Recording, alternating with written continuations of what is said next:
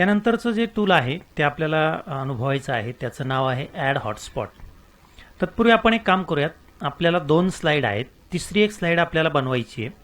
तर मी सुरुवातीलाच सांगितलं होतं की 1 नंबरचा जो आयकॉन आहे त्याच्यावरती त्याच्यावरनं आपण नवीन स्लाईड बनवू शकतो.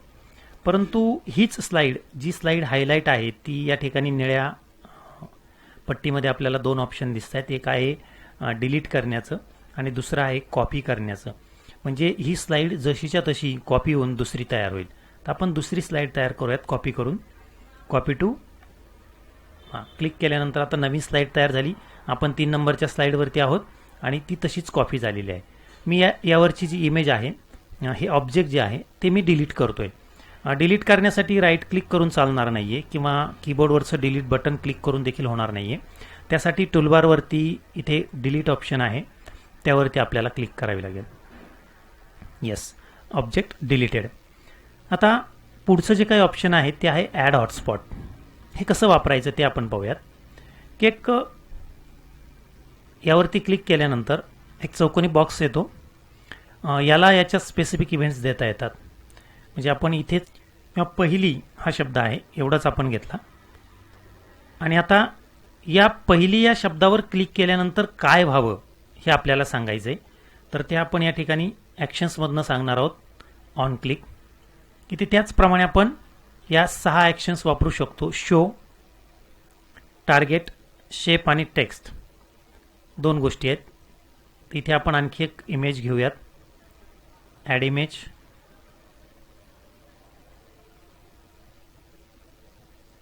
मी इथं हा आयकॉन घेतला आणि सिलेक्ट म्हटलंय. पहा, आपण सुरुवातीला अनुभवलं होतं की इयत्ता पहिली या टेक्स्टवरती आपण परत पाठीमागे जाऊयात. 2 नंबरच्या स्लाईडवरती या स्लाईडचा आपल्याला प्रिव्ह्यू पाहणं आवश्यक आहे. इथे इयत्ता ई पासून तर पहिलीच्या वेलांटीपर्यंत कुठे आपण मूव्ह झालो तरी ते हाताचा आयकॉन, माऊस आयकॉन आपल्याला बदललेला दिसतोय. म्हणजे मी इयत्तावरती क्लिक केलं तरी डॉग दिसणार आहे आणि पहिलीवरती क्लिक केलं तरी ती ॲक्शन होणार आहे. म्हणजे या पूर्ण टेक्स्टला काय झाले, ती ॲक्शन लागू झाली.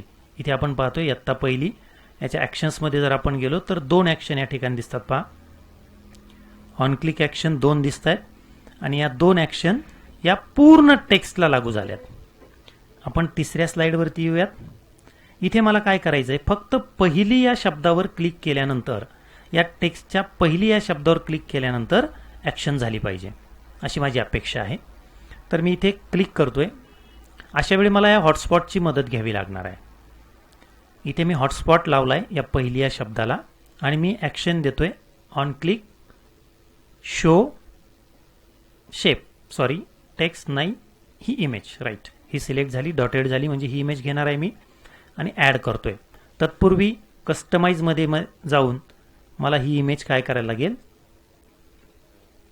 विजिबल काढून टाकावी लागेल. आता पहा, मी ॲक्शन्स केली त्याला की इयत्तावरती क्लिक केल्यानंतर काही झालं नाही पाहिजे, परंतु पहिली या शब्दावर क्लिक केल्यानंतर हा आयकॉन आला पाहिजे. ठीक, आपण प्रिव्ह्यू पाहूयात. इयत्ताकडे गेलोय, कुठेही माऊसचा आयकॉन बदललेला नाही, परंतु जसंही मी पहिलीकडे येतोय तर आयकॉन बदललेला दिसतोय. इथे पहिली. Yes, done it.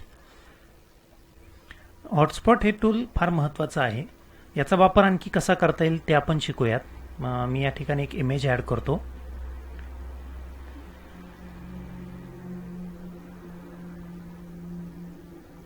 आपण एक सोपी इमेज घेऊयात. इथे मी सर्च करतो ऑल इमेजमध्ये. एक मुलाची इमेज घेऊयात आपण, बॉय. सर्च करतोय. येस, ही इमेज आपण सिलेक्ट करूयात आणि मी इथे सिलेक्ट म्हणतोय.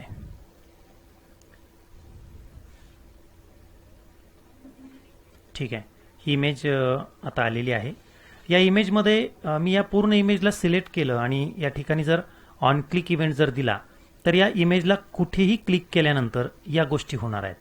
शो होईल, हाईड होईल, प्ले होईल, पॉज, स्टॉप आणि लिंक होईल. परंतु मला अपेक्षा अशी आहे की मी फक्त या हातालाच क्लिक करू शकलो पाहिजे, किंवा या हाताला किंवा इकडच्या एखाद्या पायालाच किंवा डोक्यालाच डोळ्यालाच एका विशिष्ट ठिकाणीच मला क्लिक करायचं आहे आणि त्या ठिकाणी मला साऊंड द्यायचा आहे किंवा ॲक्शन द्यायची. हे कसं करता येईल? तर यासाठी एक सुंदर टूल आहे हॉटस्पॉट. इथनं आपण ते घेणार आहोत. त्याच्यासाठी एक चौकोन येतो. हा आपल्याला कोणत्या गोष्टीसाठी वापरायचा आहे तो सिलेक्ट करायचा आहे. पहा, आता मी या इथे वापरला या हातासाठी. म्हणजे जो कोणी व्यक्ती ऑपरेटर या हाताजवळ त्याचा माऊस घेऊन जाईल किंवा टच करेल तेव्हा त्याला एक स्पेसिफिक मला ॲक्शन द्यायची. ती काय ॲक्शन असावी की मला हँड म्हणायचं आहे, त्याला मला आवाज द्यायचा आहे हँड. तर आपण या स्लाईडला फक्त कुत्रा नावाचा या ठिकाणी एक ऑडिओ आहे. आपण नवीन ऑडिओ घेऊयात. Add audio, all audio. इथे मी सर्च करतो हँड, HAND हँड, आणि सर्च करतोय. पहा ऑडिओ आलेत. हँड, येस, हा ऑडिओ आपल्याला हवा आहे. याला मी सिलेक्ट केला आणि इथे सिलेक्ट म्हणतोय. ऑडिओ आला. पहा या ठिकाणी आपण पाहू शकतो ऑडिओ ॲड झाला आहे. आता मला या हॉटस्पॉटच्या ॲक्शनला, लक्षात घ्या ही इमेज आहे आणि हा हॉटस्पॉट आहे. मी हॉटस्पॉटच्या ॲक्शनला आता काय करणार आहे, हा ऑडिओ देणार आहे.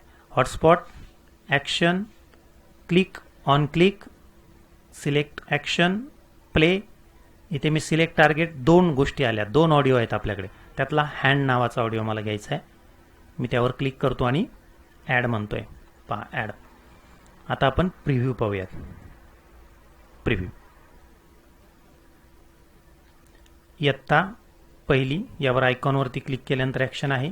इथे कुठेही ॲक्शन दिसत नाही. मी पूर्ण ठिकाणी हा माऊस मूव्ह करतोय. इथे मात्र ॲक्शन आली.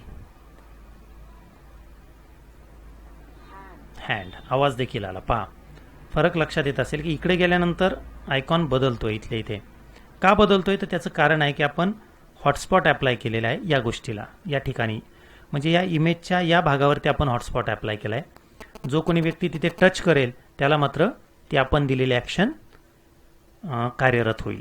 अशा प्रकारे हॉटस्पॉटचं टूल आहे. हे आपण अनेक, एका इमेजेसमध्ये तुम्ही कितीतरी अनेक हे वापरू शकता, हॉटस्पॉट वापरू शकता. त्याचं काही लिमिट नाही. याला लेग म्हणता येईल. नंतर इथे आल्यानंतर आपण याला हेड म्हणू शकतो. याला shirt, pant, what ever it.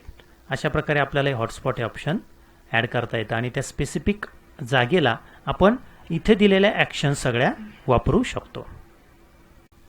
Hotspot नंतर एक पुढचं जे टूल आहे त्याचं नाव आहे स्क्रिबल पॅड. हे देखील खूप उपयुक्त असं टूल आहे. इयत्ता पहिली दुसरीसाठी खूप महत्त्वाचं असं टूल आहे. आपण एक नवीन स्लाईड या ठिकाणी घेऊयात. तिसऱ्या स्लाईडला मी आलोय. इथे मी 1 नंबरचा आयकॉनवरती क्लिक करतोय टूलवरती आणि आफ्टर करंट म्हणतोय. मग या स्लाईडच्या नंतर एक ब्लँक स्लाईड आली. ठीक आहे.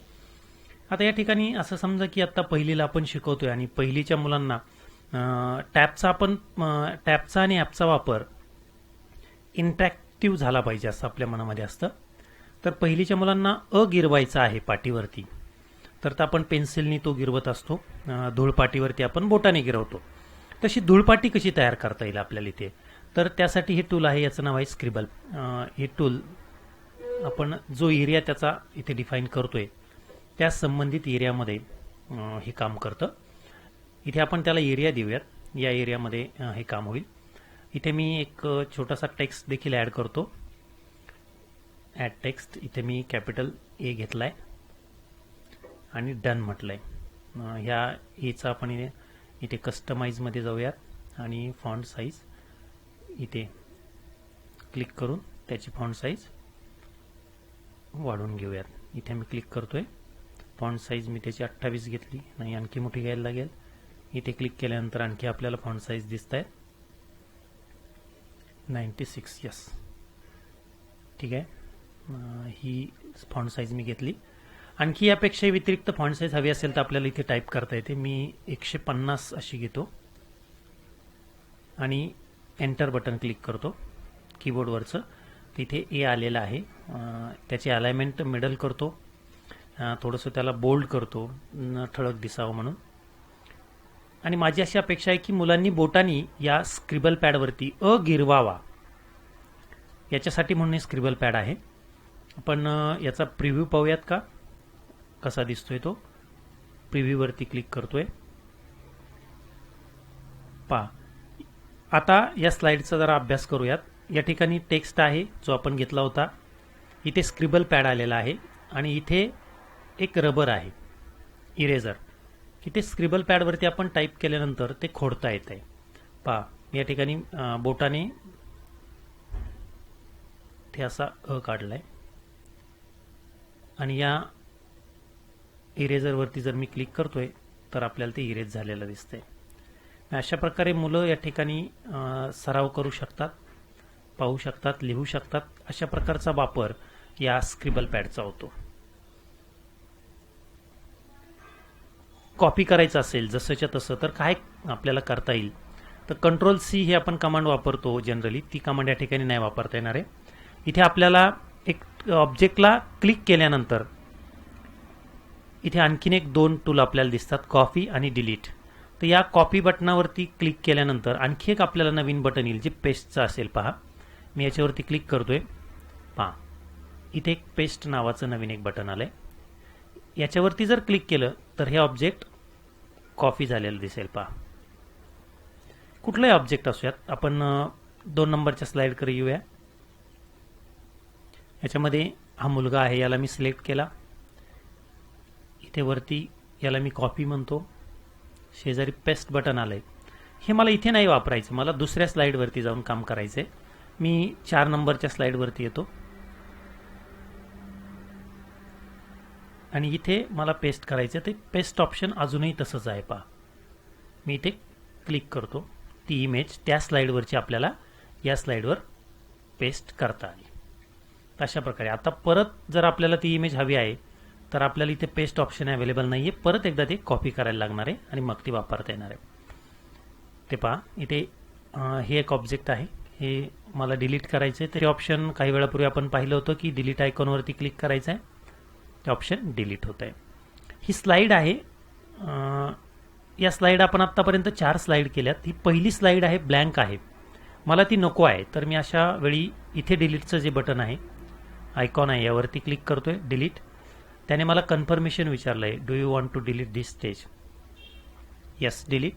इथे क्लिक करतो. ही स्लाइड डिलीट झालेली आहे. टेस्ट आणखी एक टेक्स्ट मी ॲड करतोय.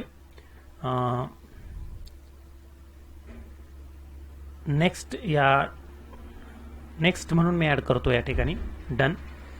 आता माझी अशी अपेक्षा आहे की यावरती क्लिक केल्यानंतर मला नवीन स्लाइड आपल्याला कॉल करायची आहे. नेक्स्टवरती मी क्लिक करतोय. याच्या ॲक्शन इव्हेंटला पहा, ऑन क्लिक, इथे सिलेक्ट ॲक्शन आणि शेवटी पहा लिंक टू ऑप्शन आहे, याला सिलेक्ट करतोय. इथे पहा 2 आणि 3 अशा 2 स्टेजेस आल्या. स्टेज म्हणजे स्लाइड. 2 आणि 3. 2 आणि 3 आली याचं कारण असं आहे की आपण 1 नंबरच्या स्लाइडवरती आहोत, म्हणून या ठिकाणी 2 आणि 3 ऑप्शन आलाय. मी 3 नंबरचं ऑप्शन देतोय आणि ॲड करतो हे ॲक्शन. प्रिव्ह्यू पाहूयात. पहा, या नेक्स्टवरती क्लिक केल्यानंतर 3 नंबरची स्लाइड या ठिकाणी आलेली दिसते. म्हणजे आपल्याला एखाद्या वेळी स्लाइड स्किप करून जर पुढच्या स्लाइडवरती जायचं असेल किंवा तशा प्रकारची काही ॲक्शन असेल, ॲडिशनल इन्फॉर्मेशन एखाद्या दुसऱ्या स्लाइडवरती आपण पाठवलेली असेल, तर अशा वेळी मात्र आपल्याला ही कृती वापरता येऊ शकते. आपण पुरवत मागच्या स्लाइडवरती आलेलो आहोत. हे सगळे काम करत असताना एक सर्वात महत्त्वाची गोष्ट म्हणजे सेव्ह करायला विसरू नका, कारण सेव्ह करणं खूप महत्त्वाचं आहे.